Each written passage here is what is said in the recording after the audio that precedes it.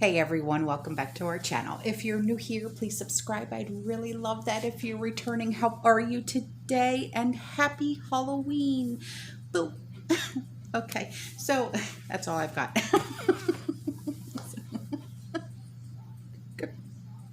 Grab your coffee, maybe some chocolate, because I'm sure we've got a lot of that as we're waiting for trick-or-treaters. I honestly don't hand out candy. Why? Because I don't want to listen to my dogs bark for the next 5 hours. Yeah. Um, you know, so there's a lot that we have to talk about today.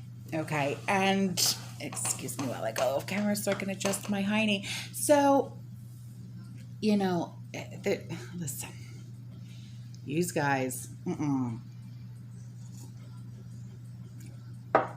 and I want to give a shout out right now, real quick, okay, to one of my favorite people. And also, she's a hero in my book, okay? And I've spoken about her before. Sergeant, okay? She lives about 2 hours south of me in Naples, Florida. So she's a police officer. So I want to just give a shout out to you, honey. You're so awesome. I talk to her all the time. So she's one of the reasons why Florida is safer today than it ever was. So, okay, so you guys know that I love to promote small business owners in our prepper community, okay? And there is someone in our community who makes quilts, and she is selling them, and they are homemade quilts, and they are, when I say stunning, they're stunning, okay? So I'm going to put some pictures in of these quilts, okay? Now, I mean, just, she left me her business email, okay? I'm going to put her email in the description box below. So if you're interested in buying these quilts, email her, okay? And she will sell these to you. Now, when I tell you that these are very well made, okay, she's been doing this for a very long time. For over 40 years, she's been making quilts. Okay, so they're not just, garbage. They're very well made. All right. She makes queen and king size, and she also makes ones for babies as well, because she said, if you want one made for your child, she will make a quilt for the baby. So they are $200 plus shipping and handling. They normally sell for about $380, but because we're in the prepper community, she's selling them for $200 plus shipping and handling. Absolutely gorgeous. You pick the fabric, your pattern, and just, my gosh, she's making me one. Because she's like, pick your fabric, and I'm like, me, anything red, white, and blue, because I'm as patriotic as they come. So I'm going to put some pictures in of some of the fabrics and patterns that she has. Please buy one from her. They're gorgeous. I mean, gorgeous, gorgeous. So, and just supporting each other in this community is what we're all about. Yes. So I'm going to put some pictures in. Okay. Hang on.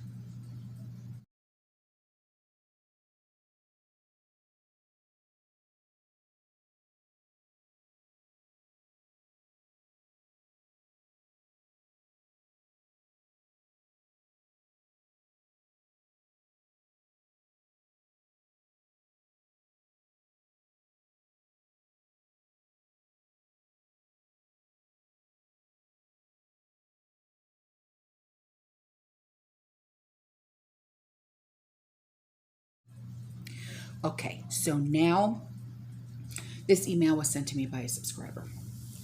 And she says, my neighbor has Dash Pass, and that's for DoorDash, and he orders often. He shares it with us since my husband will often order lunch sent to his job at work since he bikes to and from work. So taking a packed lunch doesn't work for him. Anyway, my neighbor mentioned that this past week, 3 times Subway canceled his order. And my husband didn't get lunch because Subway canceled. My husband communicated with DoorDash, and the reason that it was canceled was lack of ingredients. So even like lunch meat and stuff like that is even being impacted by the shortages, okay? So when DoorDash cancels an order, or the restaurant does, usually you just get notified that it's canceled, but no reason is given unless you contact them. Wendy's also canceled twice this month for lack of chicken, or once it was no French fries. Funny in a way, but I did feel bad for my husband's lack of lunch on the days he couldn't get it delivered. They have 30 minutes for lunch, and there are no places around his job to eat, so he has to get it delivered, or a coworker might offer to take him in their car or ask what he wants and bring it back to him. And there are 2 Walmarts there. Our 2 in town have no paper towels, plastic silverware this past week, and my neighbor is learning to report weird stuff to me. It's so funny. Now we're getting our friends and neighbors and family members. If you see anything weird, report it. Report it so we can tell Autumn. These guys are so funny, no kidding. So, this next thing, okay, when I was sent this, I said, what? This is very strange. So, these pictures that I'm going to put in, okay, you're going to be like, I'm just saying, okay. She said, I thought I had to send this to you because I thought it was really weird. This was just one area at the Walmart in Warner Robins, Georgia. Now, when I put these pictures in, you're seriously going to just sit back and say, what did that sign just say? Yeah, you read that right. Hang on.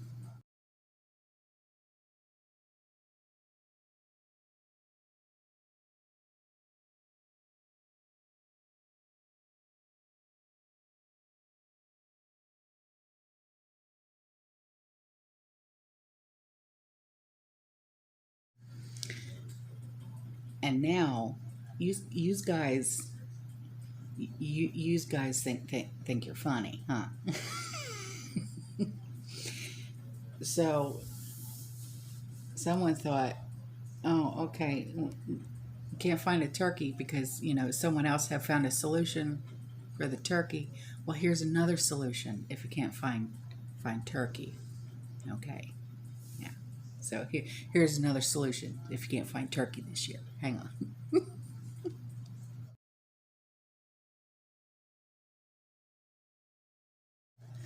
Okay, so with this one, because I had to like double look and go, what am I missing? Okay, so, and you're probably going to do the same thing. She says, I've been a prepper for close to 20 years and have somehow always known that times like these and worse were coming. I went to Sam's Club to grab a few things that were on sale and decided to grab an extra toilet paper just to top it off. Yeah, I think we all do that, right? And I picked up the package and it seemed off in size and weight, but I took it anyway just to get it off my list. I got home and compared the package to the one I bought several months ago and realized I was indeed right about the size and the weight. I have attached pictures of the old and the new packages. The difference, if I did my math correctly, is 1,800 sheets. The price is up to $19 and some change. I forget what I paid last time I bought the bigger pack. I want to say it was $18. Yeah, it is. For the Maker's Mark or Marker's Maker, whatever it's called, toilet paper brand. Yeah, it's $18. So now it went up in price. Okay. She said, anyways, please share. Yeah, I will. So you're going to have to look close. You'll probably have to pause the video. You're going to have to look close to see that there is a huge difference in the amount of toilet paper that you get now for a much higher price. Okay, so hang on a minute.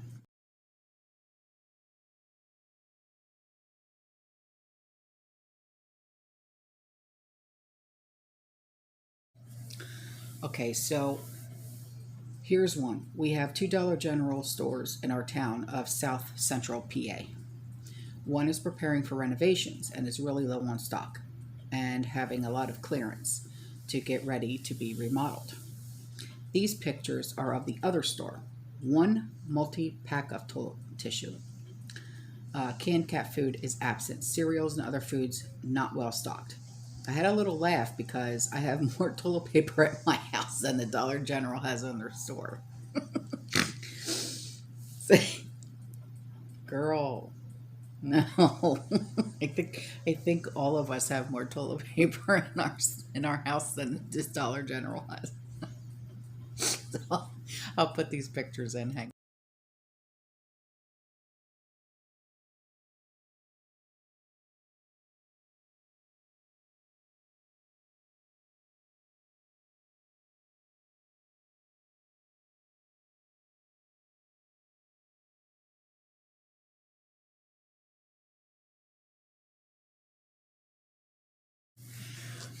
Okay, so I have been hearing about this. All right, and I don't know how to take it. Okay, I've heard about this 4 times already. So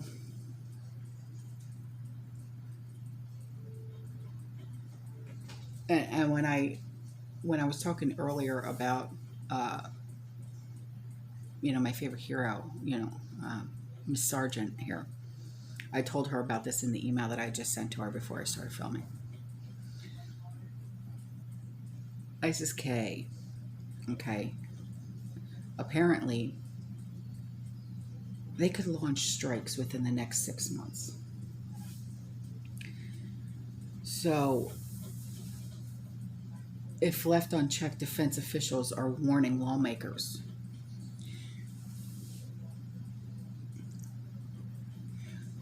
Why is it? Now, this is just my personal opinion, okay? You come at me all you want, I don't care.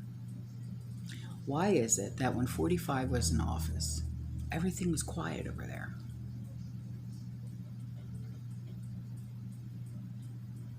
As soon as he leaves, 46 comes in. ISIS is back with a vengeance. So, we're actually fairly certain that they have the intention to do so, said Colin Kahl, and that's Kahl.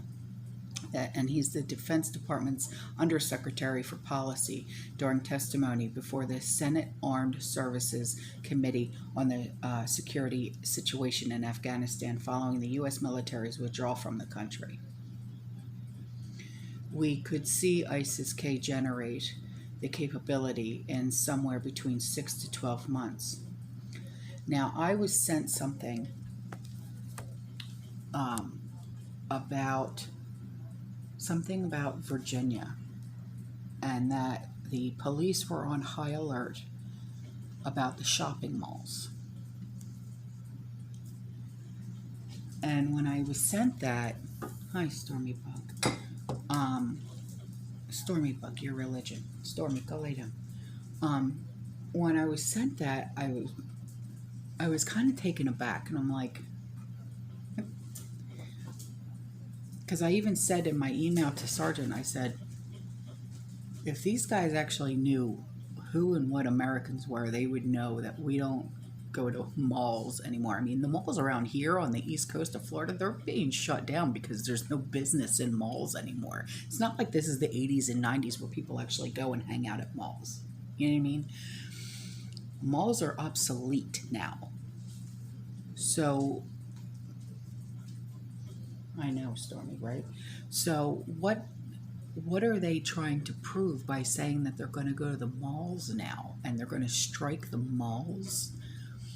And this is what I was being told and reading about in Virginia.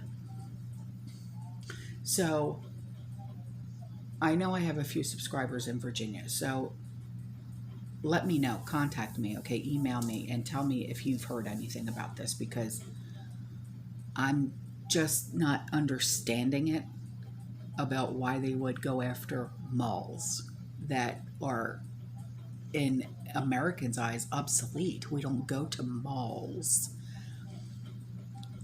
All the big chains have pulled out of malls because there's no business in malls anymore. Even strip malls. I mean, you couldn't even get a Sears to survive in a strip mall, let alone an actual mall. So what are they trying to say or even prove by saying they're going to go after a mall now? I don't know. And this is according to current assessments by the Intelligence Committee. And for Al-Qaeda, it could take a year or two to reconstitute that capability. We have to remain vigilant against that possibility. Well, sure, we have to remain vigilant, and hang on. Sorry about that. That was Sean. He was telling me about all the problems that Tampa police is having at the airport right now because of all the canceled flights. People are showing up for their flights, and they weren't notified that their flights were canceled. So they're having the sheriff's office stationed at Southwest ticket counter, American Airlines ticket counter, and another ticket counter or something like that, because passengers are becoming irate because they can't fly out until Tuesday. And the only thing that they're giving them is vouchers for the hotel there at the Tampa airport. Yeah. So I'm like, I don't know. And they said we all know why the flights are being canceled.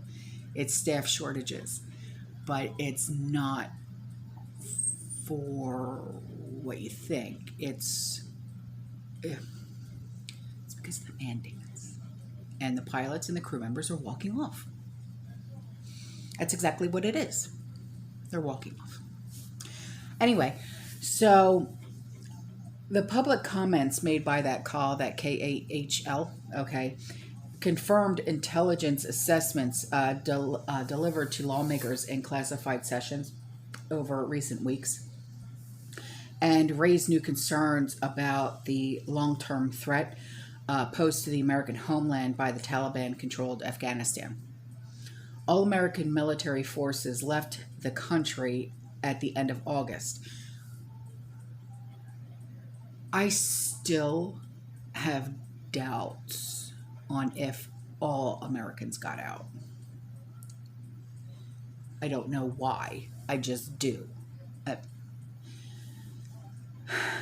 And this was ending the nearly 20-year U.S. military presence in Afghanistan. In the days preceding that departure, the country's democratic government and U.S.-backed security forces collapsed, creating a rush of refugees attempting to flee the country and allowing Taliban fighters to take control of it. Since then, conservative lawmakers have attacked Potato for the move, saying his withdrawal plan made both Afghanistan and America less safe. Yeah, Yeah, they did. Because now look, if ISIS-K is making threats already to come over here, for 4 years we didn't have to worry about ISIS-K because 45 literally kept them at bay. And now look. So Carl said he's the latest in a series of defense officials to testify in the 8 weeks since the departure, and offered a similar defense in the decision to end the ongoing deployment this summer. The war, as we know it, isn't continuing, but the terrorist threat continues. And what we saw unfold in the last few months would have happened whenever we left Afghanistan. He also said that the intelligence officials say the risk to American homeland is at its lowest point since September 11, 2001. It's not at its lowest point. It was at its lowest point when 45 was in. Now it's at its highest point. But that's just my opinion. And they said this is despite the intentions of a terrorist organization working to regroup in Afghanistan. Conservative lawmakers bristled at the comment. Yeah, I'm bristling at that comment. I'm even calling BS. And it doesn't sound like low risk when you have just told us that the possibility of an attack on our homeland could happen in 6 to 12 months from now. You can't sit there and contradict yourself and say, no, we're fine, we're fine, we're fine. Once again, everything's fine. Nothing's going to happen. It's all unicorn farts and sparkles and pretty and puppies and kittens. No, it's not, man. No, it's not. And then the next sentence you're saying, but in 6 to 12 months, you can't prepare for that. You could be on high alert all you want, but you can't prepare for it.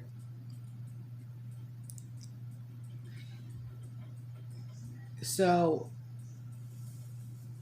but Call said that's not the foregone conclusion here, but instead a warning that U.S. officials must use their long-range anti-terrorism capabilities to make sure the groups don't gain strength.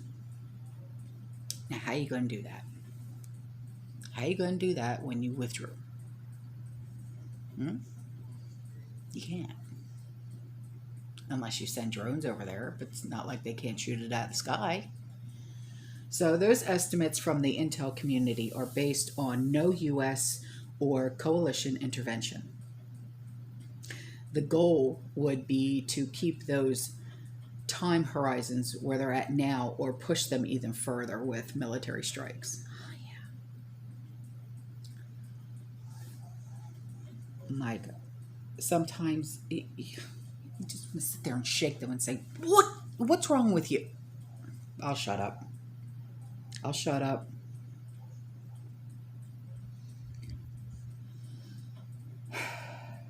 I swear sometimes you just...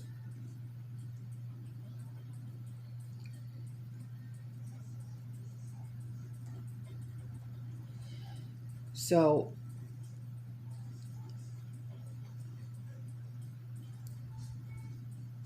this was sent to me, and this, I don't understand.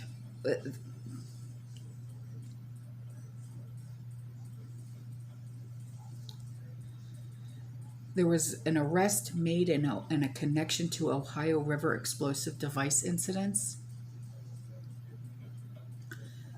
So, man, there's just way too much going on. There really is. I'm going to leave this link, okay, like I do all the links in the description box, okay. Possible explosive device found on a barge in Ohio River. West Virginia State Police investigated it.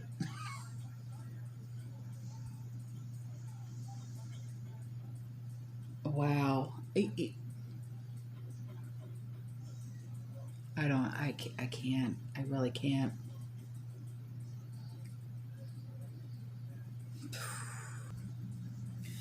Okay.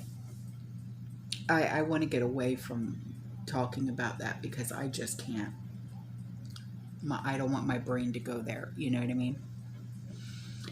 So this, with food prices, okay, surging, many Americans have found their household budgets upended, forcing difficult choices at the supermarket and putting new demands on programs intended to help, like food pantries, things like that.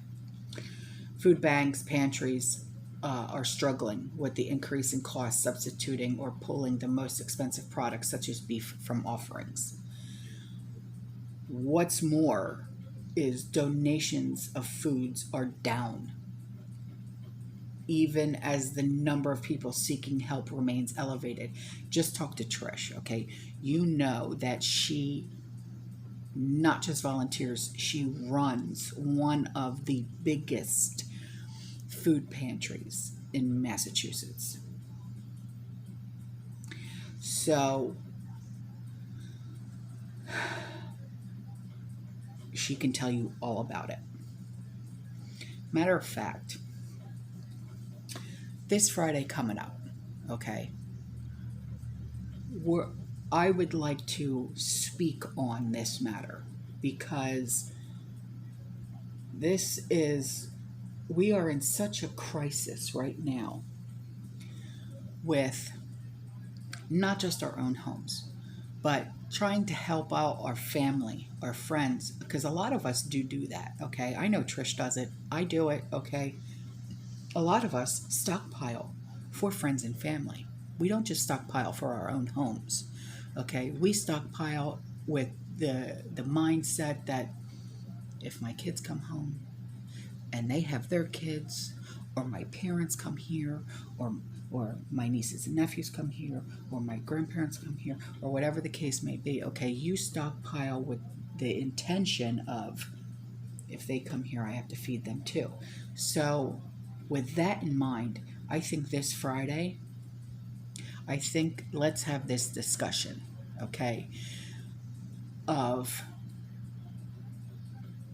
the actual real crisis of what the food pantries are going through and what we are all going through of this mindset that we're all in, okay?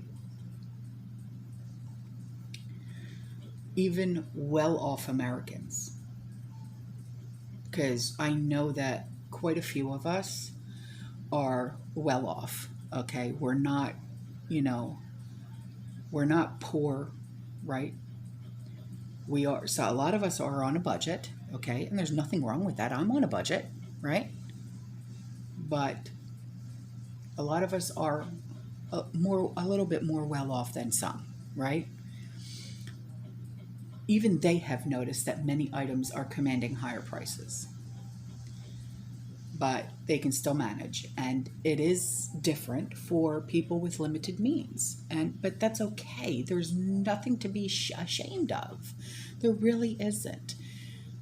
So, because I even said to Sean, I said to him the other day, because he said, "Are you going to go food shopping this weekend?" And I said, "Yeah."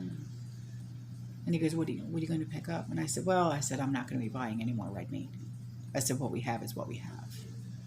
And he goes, what do you mean? I said, Sean, have you seen the prices, honey? And he goes, I don't keep up on that.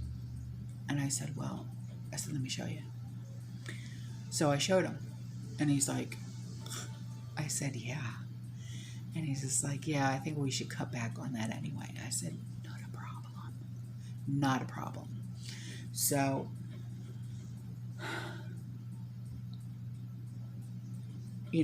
I've always been one that's been really good with finding alternatives and, things like that anyway. So when I do go do my food shopping this week, I'm not buying any meats. I know how to do alternatives for proteins and things like that. So, but anytime someone is low income, that means they're spending a higher percentage on needs like food and housing. When prices go up, they have less slack in their budgets to offset, and they are quick to fall into hardship. before the run-up in prices driven by supply chain knots and rising labor costs. You buy meat, ground meat, for like meatloaf, hamburgers, served once or twice a week. And now to afford to cook it maybe once or twice a month. So you have to pick and choose. Before, you didn't have to do that. You could just go in, buy a week or two's worth of food, and now it's like you can barely buy a week of food. So a lot of people turn to food banks. But the food banks are now feeling the pinch. Like a case of peanut butter.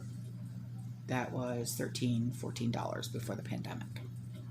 Now costs $16 to $19. Green beans that used to retail for $9 a case is now $14 for the case. It's a big impact. It's on our minds, and it's on the minds of the hungry neighbors as well.